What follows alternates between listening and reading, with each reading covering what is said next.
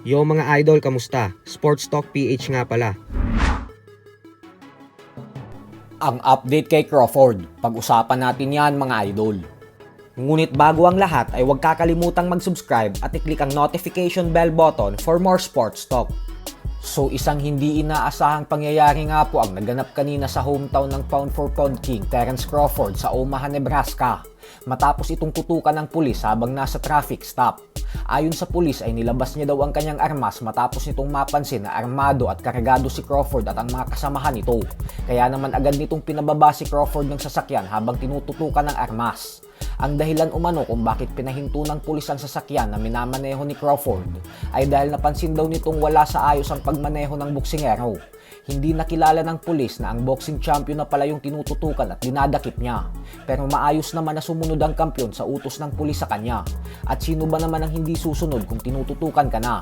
Isang maling galaw mo lang ay talagang malalagay sa panganib ang buhay mo.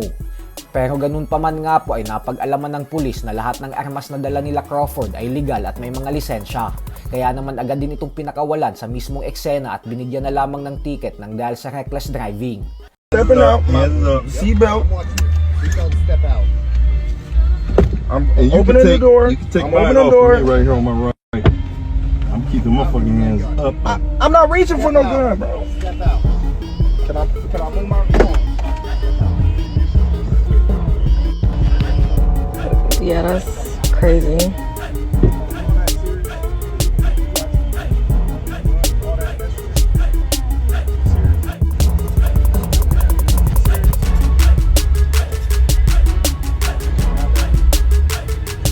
Lubos naman na nalulungkot si Crawford sa pangyayaring ito dahil saktong birthday niya pa ito naganap.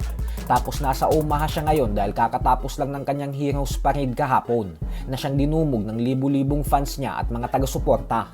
Sa kabilang banda naman mga idol ay isang malungkot na balita naman nga po para sa ating mga Pinoy boxing fans. Ito po ay dahil ang Cebuano boxer na si Ron Vex Capuloy ay natalo via 4th round technical knockout sa kamay ng Cuban knockout artist na si Dayan Gonzalez sa kakatapos lamang na laban nila na ginanap sa bansang Thailand.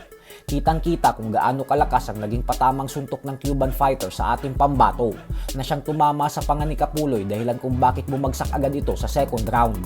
Kapansin-pansin na masyado talagang malakas ang kalaban, kaya kahit pilit na lumalaban ni Capuloy ay talagang nasasaktan ito sa bawat bitaw ni Gonzalez.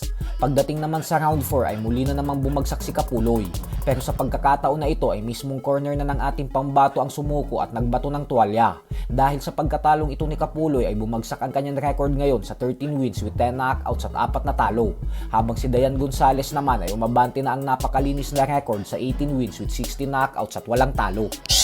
Sports Talk PH, kakaiba ang laban ng mga Pinoy. Lakas at dedikasyon ng armas na tinuon. Kamaong nagbabaga, ang sayo ay babaon. Mga Pinoy na ating pambato ay ipapalit.